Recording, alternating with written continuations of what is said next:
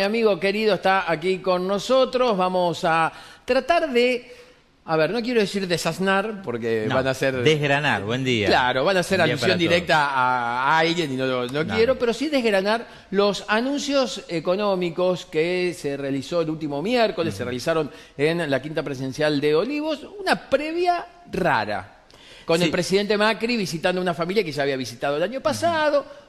Una cosa rara, ¿no? Berto, ¿cómo estás? Buen día. ¿Qué tal, Pablo? Muy buen día para todos. Sí, la idea es no desgranar por ahí, como vos decís, punto por punto la cuestión económica, sino hacer una lectura política de lo que fue este anuncio. Para eso están los economistas, que bastante nos aburren, ¿no? Tengo algunos datos, después lo voy a pasar para que usted los tenga, que ya inmediatamente la gente de Kicillof, por ejemplo, ayer envió para que tenga no solamente dentro del bloque, sino que del bloque que él representa, ¿no? Unidad Ciudadana, sino también eso fue distribuido a algunos periodistas.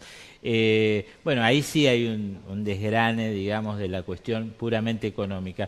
Pero no se entiende demasiado bien desde el punto de vista político la movida del día de ayer, que asombró a propios y ajenos, ¿no? Porque usted habrá visto, Pablo, y la gente también por ahí en algunos medios de comunicación, como inclusive aliados o cercanos al gobierno, como de alguna manera criticaban este dato que vos diste a conocer y que se conocía también un poco antes del anuncio, de que el presidente ya había estado en esa casa. Entonces vuelve esta cuestión que hablábamos la semana pasada relacionada con las distintas posiciones dentro del gobierno nacional, de aquellos que buscan más el área económica contra la política y viceversa, ¿no? Esto no aplacó esos ánimos dentro del gobierno nacional. Ayer hablábamos con algunos dirigentes del gobierno y nos decían más del ala política, ¿no? Claro. Nos decían que era inentendible esta situación, pareciera hasta que pecaban de ingenuidad, de no darse cuenta que esto se iba a conocer, esta comparación que estamos viendo, ¿no? Ellos dicen desde el gobierno que estaba previsto en los textos de que iba a volver a la misma casa porque querían saber cómo había mejorado la vida de la gente. Pero si vos haces eso, el error político es no comunicarlo antes. Exactamente. Porque si pasa, pasa. Y esto es lo que me parece que es un poco la intención que tuvo algún sector del gobierno, y esto se vio de alguna manera en las críticas que rápidamente surgieron en las redes sociales. Vos Ahora fíjate, yo te voy a decir una cosita. un datito, quiero terminar esto con relación a las redes sociales. Una herramienta utilizada por el gobierno o por Cambiemos antes de llegar al gobierno, hoy se le está volviendo en contra. Exactamente. El uso de las redes sociales es un tema que el gobierno no puede manejar, está descontrolado, mucho más aún cuando empezó a hablarse de ese ejército que le atribuyen a Marcos Peña, el jefe de gabinete, desde la posición de tener un ejército de trolls que se encargan de estar en las redes sociales para defender al gobierno y desautorizar a la oposición. Cuando eso se instaló, se propagó mucho más, y esa utilización de las redes sociales, que en su momento les sirvió a Cambiemos, al PRO en principio, y luego a la unidad con el radicalismo para llegar al gobierno, hoy prácticamente es inmanejable y se les vuelve en contra, ¿no? En esto comparativo, por ejemplo, que estamos viendo ahí en el video, para ver, el presidente, según los allegados, fue asesorado por Durán Barba para hacer este video. Vamos a ver a la familia que vimos el año pasado, y ahí le comentamos un poco lo de las medidas económicas. Arrancamos por ahí para después hacer el anuncio oficial. Era para ver cómo estaban. Y un detalle que se les escapó a muchos es que el año pasado esta familia lo recibió con mate. Esta vez con agua. Esta vez con un vaso de agua. Bueno, pero hay otro dato que para tenerlo en cuenta. No es que Durán Barba, primero, no es infalible. Claro, por supuesto. Ningún consultor político de esta envergadura es infalible. Pero tampoco es una persona a la cual, desde el punto de vista, estamos hablando de la estrategia marketinera de un gobierno, ¿no?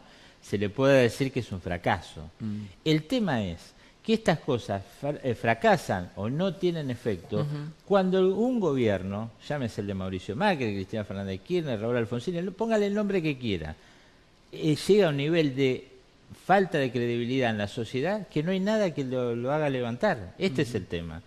Se buscan estos recursos que pueden ser efectivos en otro momento de la vida política de un gobierno, en este momento cuando el gobierno está en clara baja ante la opinión pública nacional y justamente con los temas sociales. Mire, Pablo, no se lo tengo que explicar yo, quien nos está mirando en las provincias, en el interior, en la capital, en la provincia de Buenos Aires, sabe que se anuncia un congelamiento de precios cuando todos los precios aumentaron desde el fin de año hasta esta época, no hablemos ya del 2018, alrededor de un 40%. Exactamente. Y además de eso, le dan a las empresas un 5% más, algunas de ellas, para aumentar y después congelar los precios. Digo, es muy difícil. Ni Durán Barba salva esta situación. Algunos amigos, compañeros, a Claudio Cardoso, por ejemplo, le llegó ya el anuncio hoy a las 4 de la mañana que la empresa de celular que él tiene ya le mandó el mensaje de que van a ajustar los precios antes del próximo lunes, por ejemplo, ¿no? Digo, claro, después de ese pacto de caballeros. Y, bueno, me hizo acordar un poco a quien fuera ministro de Alfonsín, ¿no? Ministro de Economía.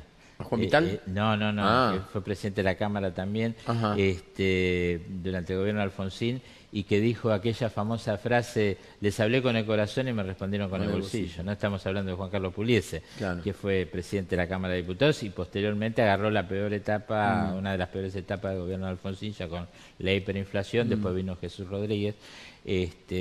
Pero inmortalizó esa frase, ¿no? Hablando justamente de los empresarios, que decía eso, ¿no? Me acuerdo de las tapas de, ahora que nombras a Jesús Rodríguez, la tapa de los diarios de aquella época, llega Jesús el Salvador al gabinete de Alfonsín. No, en ese momento, bueno, salvando las diferencias de los personajes y de los momentos históricos del país, digo, la similitud es esto que le decía antes, claro, Pablo. Cuando un gobierno está en declive, cuando está en una situación muy complicada desde el punto de vista económico, sobre todo, es muy difícil remontar. No hay Jesús Barba. Claro. Jesús Barba. Mire qué buena asociación. Está muy bien. Mire qué buena asociación. Bueno, me salió de casualidad. Por lo menos Jesús Barba resultó en el 2017, ¿no? Me salió bien. Bueno, no hay Durán Barba ni Jesús Rodríguez que pueda salvar una cosa así, claro, ¿no? Claro. El tema es, bueno, cómo va a seguir reaccionando. Si es que el gobierno tiene reacción, todavía cuenta con un caudal de adhesiones en el país que le podrían facilitar alguna cuestión. Por supuesto, nadie dice, se lo decía la otra vez, no existen los muertos políticos, sobre todo cuando esos muertos caminan por la calle, claro, y andan haciendo cosas, ¿no? Claro. Juan, se conoció, digo, vamos a dejar un poquito de lado la política, se conoció que la justicia finalmente en el día de ayer autorizó a la expresidenta de la Nación, a Cristina Kirchner, a viajar a Cuba el próximo sábado. Digo. Exacto. Por supuesto que los seguidores de Cambiemos, porque vamos a hablar básicamente desde el llano, desde el barro, como se hizo habitualmente, aseguran de que la justicia no existe hasta ayer, ¿no? Digo, que se tomó la decisión, la justicia hizo lo que tenía que hacer, básicamente, le autoriza a la expresidenta a viajar. Unos tuites impresentables de Laura Alonso al respecto. ¿Cómo está? ¿Cómo ves vos este marco jurídico en la República Argentina cuando, claramente, desde 2015 a esta parte, algunos jueces, no vamos a generalizar, algunos jueces, algunos fiscales, respondían directa o indirectamente a algunos mandatos del gobierno respecto a supuestos hechos de corrupción del kirchnerismo? Todos pensábamos realmente de que iba a ocurrir una tragedia con el 90% de los dirigentes kirchneristas. No pasó, y hoy que Cristina está más cerca de un juicio, finalmente autorizan a que pueda viajar. Bueno, pasa lo que de alguna manera veníamos hablando un tiempito atrás, ¿no? Hay sectores de la vida de la República Argentina, institucional, gremial, dirigencia política, empresarial, que empiezan a oler en el aire, yo le decía la semana pasada, un poco de sangre, ¿no? Lo que se dice brutal y cruelmente cuando alguien está en una mala situación. Y algunos sectores de la justicia ahora se animan porque la justicia, lamentablemente, en la República Argentina está muy ligada a la cuestión política.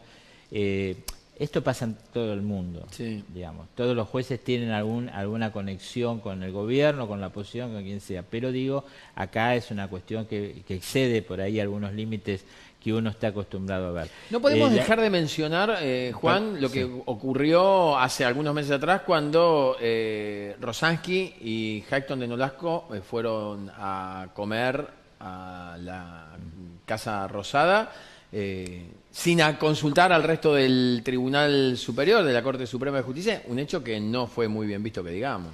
Bueno, por eso digo, las conexiones de la justicia con el poder no son nuevas en la República Argentina. Creo que tuvieron ahí como un cambio, un intento de cambio en la primera época de Néstor Kirchner, cuando nombró una Corte Suprema que no es, digamos, le dio al ámbito académico, jurídico, la posibilidad de elegir alguno de sus nombres. Por supuesto, esto se vio después en algunos fallos que el alto tribunal también tuvo, pero está bueno, digamos, que los gobiernos empiecen a pensar en otra manera, ¿no? No puede ser que cuando la Corte Suprema de Justicia emite un fallo o cualquier tribunal de alzada emita un fallo que beneficia al gobierno, esa Corte sea buena, entre comillas, y cuando emita algo que es contrario a los intereses del gobierno, sea mala. Claro. Digamos, las cortes, se supone, esto es lo que uno pretende, los tribunales, no tienen que actuar en base a lo que le conviene o no a un gobierno, tienen que ajustarse a la ley, a la legislación vigente. Bueno, me parece que ahora, pero por esta situación económica que estamos marcando, por esta situación política que está enfrentando el gobierno, hoy la justicia está como liberada, si se quiere, de alguna manera, un sector de la justicia que pretende también, de alguna manera, congraciarse con quien eventualmente podrían llegar al poder, ¿no? Son cuestiones de acomodamiento en momentos donde, insisto, las encuestas, los números, la sensación en la calle es de que el gobierno difícilmente pueda lograr la reelección. Esto, siempre decimos lo mismo, Pablo, no es para cubrirnos, sino porque es la realidad. Esta es la foto de hoy. Claro. ¿No? La foto de hoy se puede modificar, puede tener otro protagonista, otro escenario, otro fondo de pantalla. Pueden caer las inversiones, pueden cambiar, pueden brotar los brotes. Nuevamente, ¿no? un sector del gobierno, acompañado por algún sector del periodismo, comienza con eso que se denominó, si mal no recuerdo, en los años 90, el voto miedo.